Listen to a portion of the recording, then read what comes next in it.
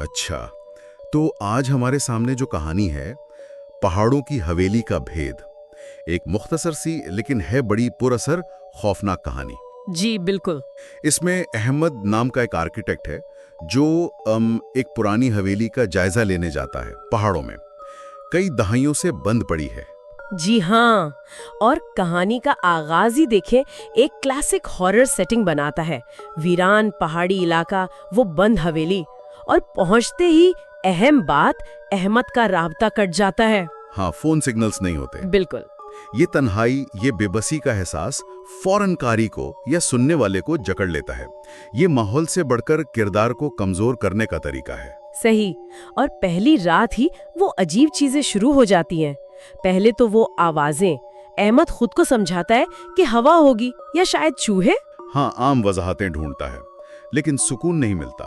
और फिर नींद आने से पहले वो दीवारों के अंदर से आती हुई हंसी, बहुत धीमी बारीक सी आवाज। जी। और जब वो कमरे में देखता है तो कोई नहीं होता, लेकिन मेज पर जमी गर्द में वो 5 छोटी उंगलियों के निशान। ये कहानी का अहम मोड़ है। नफ्सियाती खौफ को एक, अब कहें, जिस्मानी शक्ल मिल जाती है। बिल्कुल।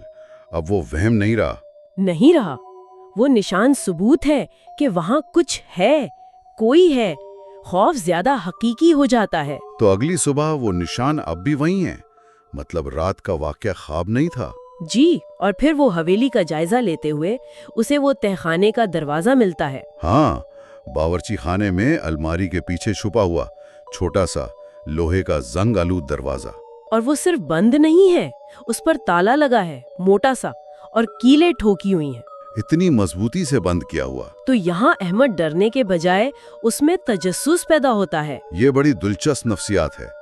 एक आर्किटेक्ट के तौर पर शायद वो जगह का मुकम्मल जायजा लेना चाहता है, लेकिन जिस तरह वो बंद था, वो आम तो नहीं था। बिल्कुल नहीं। ये तजस्सुस ही कहानी को आगे बढ़ाता है।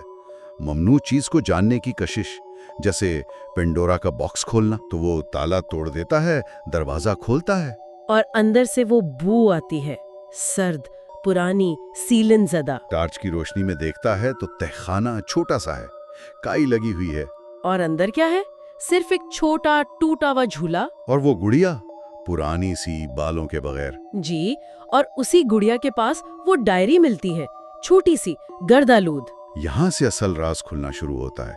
कांपते हाथों से वो डायरी खोलता है। सफ़े बोसीदा हैं, लेकिन स्याही पढ़ी जा सकती है। और वो पढ़ता है 1948 के इंद्राजात। लिखने वाले ने अपने भाई के कहने पर ज़ारा नामी लड़की को सबक सिखाने के लिए तहखाने में बंद कर दिया था। कितना खौफनाक ख्याल है। इंद्राजात में ज़ारा की कैद, उसकी खामोशी, उसकी आंखों की बेनूरी का जिक्र है। और वो आखिरी इंद्राज 1 जनवरी गालिबन 1949 होना चाहिए, अगर 48 में शुरू हुआ, लेकिन लिखा है 30। शायद तारीख गलत लिखी है, कोई और मतलब हो। शायद लिखा है सबक पूरा हो गया, अब हर तरफ खामोशी है, और ये दरवाजा कोई नहीं खोलेगा। एक वादा। जैसे ही अहमद डायरी बंद करता है, माहौल बदल जाता है।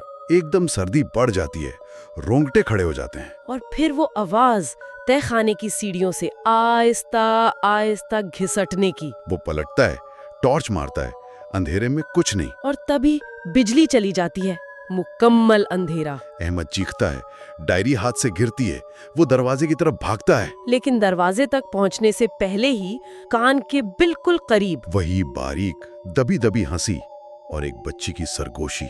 अब्बा, आपने दरवाजा खोल दिया। हाँ।